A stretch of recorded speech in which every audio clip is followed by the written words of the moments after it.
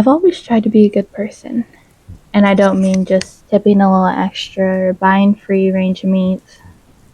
In every decision I make, in every part of my day, I try to think about how I can help the people around me. I've had 7 rescue dogs and cats. I give away money to charity on a regular basis, and I do volunteer work in local parks over the weekend. By every metric, I am a good person.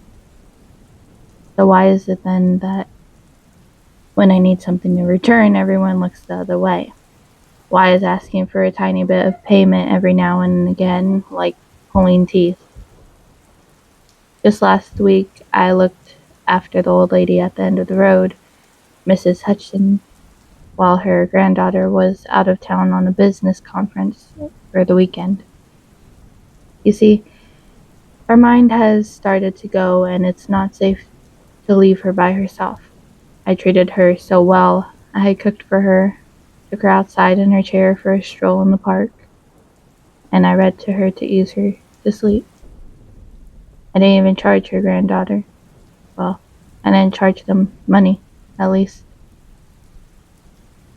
And 3 days ago, when that little boy came to me with tears in his eyes, sniffling and sobbing because he didn't know where his mama was, I took his hand and marched right up to the counter for them to call her up. I stayed with the boy, who told me his name was Tommy, for 45 minutes until his mother came. A horrible, ungrateful woman who yanked little Tommy by the arm and nearly sprinted out of the store.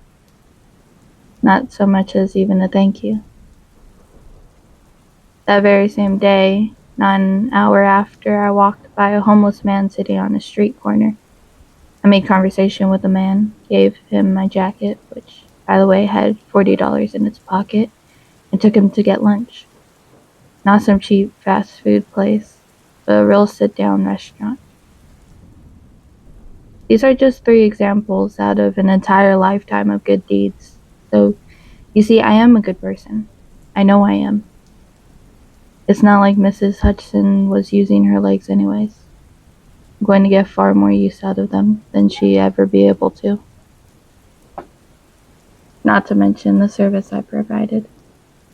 The ungrateful granddaughter didn't even ask me to care for poor Mrs. Hutchinson. I did it out of the goodness of my heart. And it is my heart. I worked hard to earn it. And that little boy, he has 2 hands after all. If you ask me, that's a small price to pay to ensure his safety in such a dangerous world. The mother should have been bowing in gratitude for the time I sacrificed for her and her son. And almost worst of all was the homeless man. After all I gave him, he had the audacity to call me a freak, a monster. I'm a saint. But even saints lose their temper. Still, even in my anger, I was fair. I only took half of the job. At least him $40 richer with a stomach full of good food, which wasn't cheap, by the way, and with still the other half to use when he eats.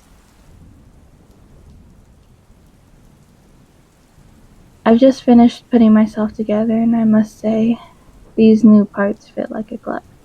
I use old rotten ones as fertilizer for my garden.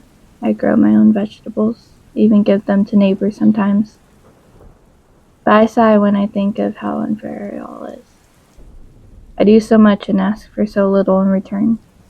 Maybe someday someone will finally be able to see how generous I am, how much I give to those around me. Until that day, I'll go on helping people, handing out small blessings to everyone I can, because that's what good people like me do.